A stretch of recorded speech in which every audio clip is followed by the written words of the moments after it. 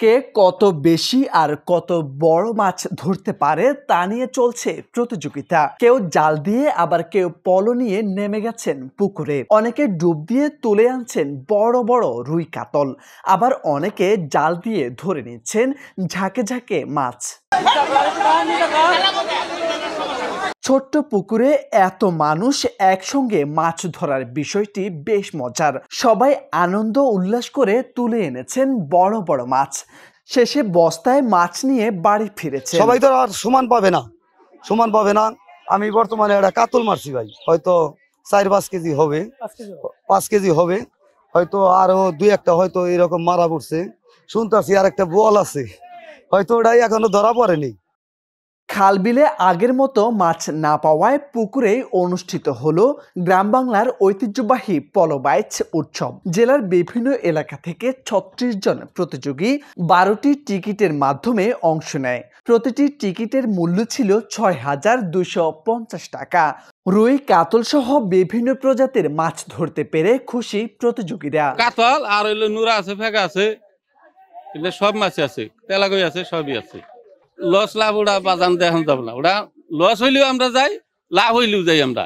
আমি খুব ইচ্ছা হয় আমার মাছ ধরতে, কিন্তু দুর্ভাগ্যক্রমে আমি ছিলাম না, যে কারণে মাছ ধরা দেখতে আসছি। খুব আনন্দিত, মাছগুলো বেশ অনেক মাছ মারা হয়েছে এখানে, কাতল,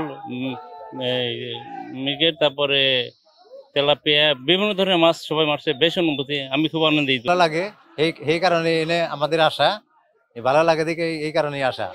এখন পুকুরে মারে ওই একটা ফুর্তি, মাছ প্রচুর থাকে, এই কারণে এই ফুর্তির নিগাই মানে মাছ মারার নিগে আসে আর কি।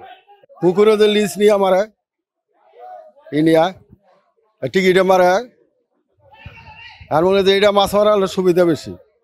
জলবায়ু পরিবর্তন ও পলি জমে টাঙ্গাইলের অনেক খালবিল ও নদ নদী পানি শুকিয়ে যাওয়ায় ও পর্যাপ্ত মাছ না থাকায় পুকুরে আয়োজন করা হয়েছে পলো ও শিবজাল বাইচ।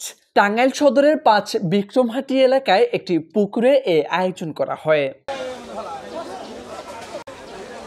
বিলুপ্তপ্রায় এই উৎসবের আয়োজন করায় খুশি স্থানীয়রা। আয়োজকরা বলছেন, আগের মতো খালবিলে পর্যাপ্ত মাছ না পাওয়ায় বিভিন্ন এলাকায় পুকুর কিনে টিকিটের মাধ্যমে পলো বাইচের আয়োজন করা হয়। গ্রাম বাংলার পলো বাইচ হারায় যাইতেছে দেখে আমরা পলো বাইচের আয়োজন করছি। ঠিক আছে, এই পুকুরটা আমরা কিনে নিছি, একবারে কিনে নিয়ে আমরা সবাই মিলে, ঠিক আছে, গ্রাম বাংলার ঐতিহ্যকে ধরে রাখার জন্য সবাই মিলে পলো আর জাল বাছ দিছি।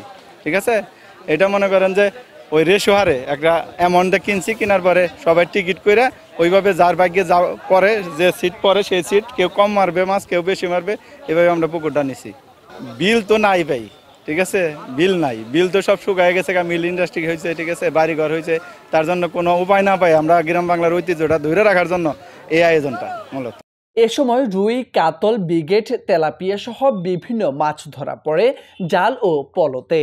অনেকেই টিকিটের মূল্যের সমপরিমাণ মাছ না ধরতে পারলেও সকলের সাথে আনন্দ করে মাছ ধরতে পারায় খুশি। মোর্শেদ আলম, সময়ের আলো।